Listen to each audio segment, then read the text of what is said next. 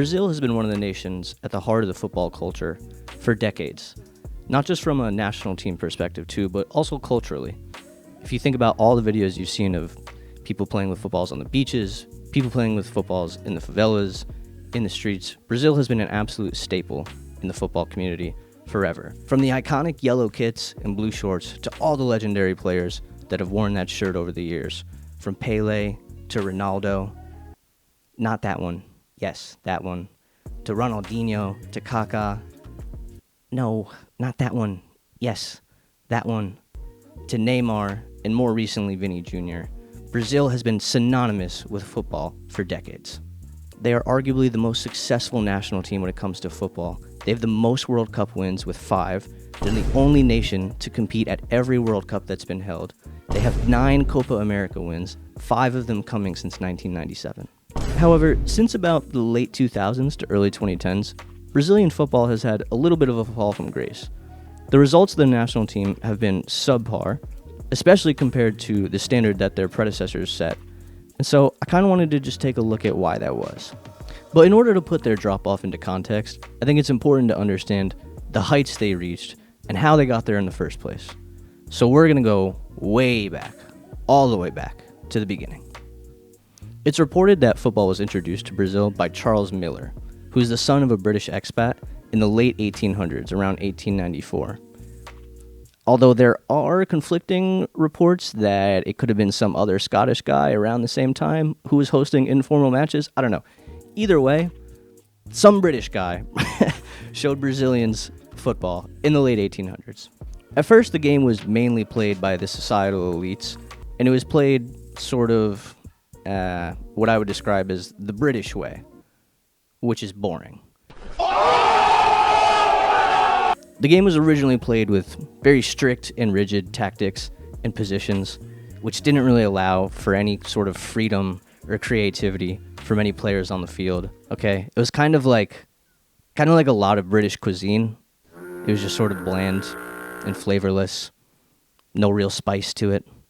However, once the game was in Brazil, it eventually made its way down the social ladder, being introduced to the lower classes, and was actually really integral in helping people of African descent integrate their way into Brazilian society and culture, because it was something that they could do with the native Brazilians.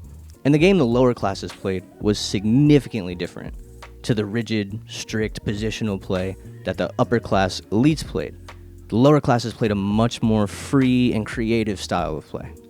This faster, freer style of play eventually became known as ginga, which literally translates to sway in English, and incorporated elements of dance and flair in a much more captivating, pleasing to the eye sort of game. This captivating style swept the nation and eventually made its way into the national team, which became much more of a meritocracy based on how good or how skilled someone was versus who they were or where they came from. This culminated with Brazil winning the 1958 World Cup, their first World Cup win, with a team of culturally and racially diverse players led by Pele and Garrincha, who were 2 players of African descent. This was a hugely inspirational moment for the entire nation, which showed that no matter who you were or where you came from, you could represent your country and compete at the highest level if you were good enough. Pele eventually became an icon internationally and encapsulated the spirit of ginga and Brazilian football, saying, "We want to dance. Football is not about fighting to the death. You have to play beautifully." And let's be honest, bro was cooking with that one. He was right. Football became a sense of pride and hope among Brazilians, that they could follow in the footsteps of their idols, representing their country and playing the game they love, and creating a future for them and their families. Brazilian football became known globally for its style of flair and creativity, becoming known as Joga Bonito, or the beautiful game. It centered around creating scoring chances with a direct approach, while manufacturing eye-popping moments of skill in the process. The national team would go on to win 4 more World Cups, including a dominant stretch from 1994 to 2002, where they appeared in 3 straight World Cup finals, winning 2 of them, led by legends of the game, including Ronaldo, no, still not that one, yes, that one, Rivaldo, Roberto Carlos, Cafu, Ronaldinho, absolute GOATs. However, after their win at the 2002 World Cup in Japan, the results started to slip a little bit. They've only made it past the quarterfinals of the World Cup once in 5 tournaments since, coming in 2014 on home soil, where they made it to the semifinals against Germany. And I'm pretty sure we all remember how that went. Even in continental competitions, they've only won one Copa America since 2007. And most recently, in 2026 World Cup qualifying, they finished in 5th in CONMEBOL. 5th, dude. Brazil, in 5th place in CONMEBOL. They only won 8 of their 18 matches played. Ecuador got docked 3 points for what we'll call some funny business, okay, to be polite. And they still finished ahead of Brazil on points. So how could they have dropped off this much? From one of the most influential and iconic footballing cultures and nations to kind of just another team in South America over the last 10 years, if we're being honest. I don't think it's due to a lack of elite-level players. From Neymar, Vini Jr., Endrick, Estevao, they've still produced highly sought-after talents in the last 5 to 10 years. I think some of the issues they've faced have been external, things that they can't really control. But I think they've also had some self-inflicted wounds along the way, too, that have contributed to their fall-off. Externally, I think other nations around the world have started to bridge the gap between them and Brazil. With the popularity and revenue of football increasing yearly, more countries are able to produce higher-level talents and dump more and more resources into individual development, as well as coaching and training methods to maximize the squads that they have at their disposal. I think tactical developments have played a role as well, and don't get it twisted, I'm not one of these tactico freaks you see on Twitter, okay? But more teams have introduced intentional styles of play with strict structures and rules out of possession and clear instructions on positional play with the ball and in build-up. This has led to criticisms of football becoming a little too robotic and overcoached in recent years, with players losing out on individual freedom and creativity in place of a hard set of rules on where they need to be and what they need to be doing at all times on the pitch. And this robotic, overly structured football is the antithesis of Jogo Bonito, and the very thing it looks to break away from when it was being forged in the first place.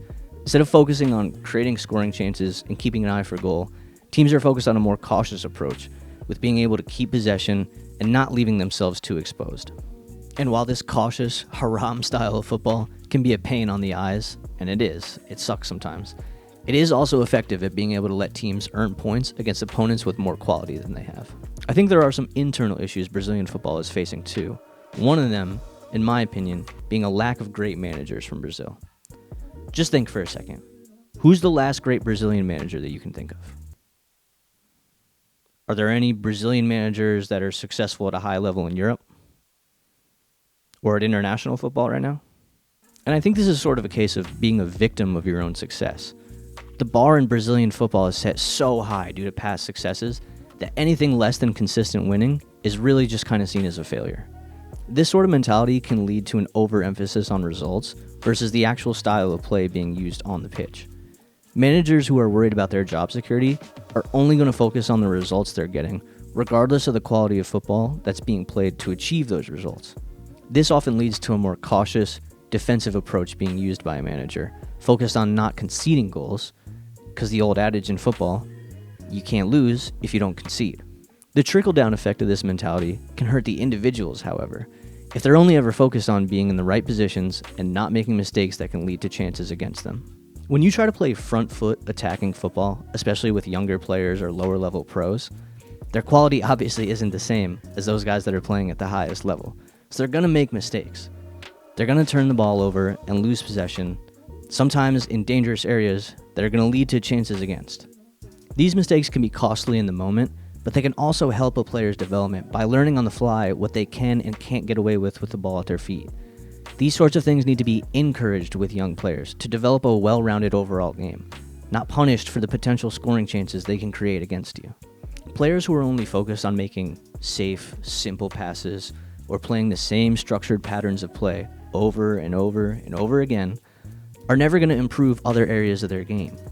And these are the sorts of habits that coaches who are only focused on on-field results are going to discourage, because it could lead to a goal against, which could lead to a poor result, which could cost a manager his job. Italy, which is another nation that has seen their football quality and results decline over the years, is facing a similar issue at the moment, highlighted by Cesc Fabregas recently, where he mentioned it's been difficult to find talented Italian players who can raise the level of his squad at Como. It's a similar situation where coaches at lower levels are focused on results and not the development of the individual players. So these players can't round out their game because they'll be punished for trying things that are outside the coach's structure that lead to bad results. Some of the most successful coaches in the Brazilian domestic league recently have been foreign managers, with 3 of the last 4 champions being coached by Portuguese managers who got their starts over in Europe. I think another issue is that Brazil has seen young talent plucked from their home earlier and earlier as well, due to deeper pockets from European clubs and more proactive global scouting. This leads to talented Brazilian youngsters having to go overseas and play in different systems and environments away from other Brazilian players and philosophies. So when these guys come back to play for the national team, now they have to adapt to new teammates and new systems of play and new coaching. If we look at some of the players from Brazil's incredible run in the late 90s and early 2000s, Cafu played in Brazil until he was 26. Roberto Carlos played there until he was 23. Rivaldo was 24 when he left to go play overseas. And even guys like Ronaldinho and Kaká stayed in Brazil and played there at home until they were about 20 or so years old. You compare that to now, however, and we take a look at recent Brazilian talents who have left their home nation for European clubs. Vini Jr. left for Real Madrid at 18. Same case for Endrick, left there when he was 18. Estevao is 18 right now and is currently a regular contributor over at Chelsea in London. These players are being plucked from their home country and dropped into new countries, new cultures, with new teammates and managers, then asked to come back for national team duty and live up to an almost impossible standard set by older generations. So how does Brazil return to their former glory? Is there any way that this current crop could reach the heights of past generations? Now, me personally, I'm an optimist myself. I'm a little bit of a Mr. Brightside, so I tend to think they can. Even if it isn't the consistent level of winning we saw 2 to 3 decades ago, I still think Brazil can come into international competitions and be among the favorites to win consistently anytime they show up to one. Number 1, I think they can turn to outside sources for managerial and philosophical changes at all levels, from the national team down to the professional leagues, even into the youth development, which we've seen with the hire of Carlo Ancelotti, brought in to lead them at the World Cup this summer. Number 2, and in my opinion most importantly, I think there should be more of an emphasis on style of play versus strictly a results-based approach for whoever is in charge and how they're viewed. Like, let's be honest, you're not going to win every competition you're a part of, but if you're playing beautiful football that the players and the fans are enjoying, I really think that should be factored in when making a decision about whether a manager should keep their job or not. I think that could reduce the level of pressure felt by the entire operation, from the coaches to the players, to just focus on how they're playing versus worrying about the result of every single match that they're a part of. And number 3, I think continued investment in the Brazilian league and youth development to possibly keep these players at home for a little longer, as opposed to having them be lured away by European clubs. This could create a more cohesive bond between young promising players and deepen the relationship they have with the national team. Because let's be honest, ultimately, football is better when Brazil is a major player in it, when they're successful, and most importantly, when they're enjoying themselves out on the pitch. When they're living by the words of Pelé, dancing and playing beautifully, I think everyone is a winner when that's happening. But that's going to do it for today. Those are my thoughts on what's happened to Brazil and how they could possibly bounce back to become a staple of international football again. Let me know your thoughts down in the comments. If you think I'm a complete bozo, that's chill. You can comment that too. Any and all feedback is appreciated. If you enjoyed, please do me a favor and hammer that like button and subscribe if you want to see more content like this.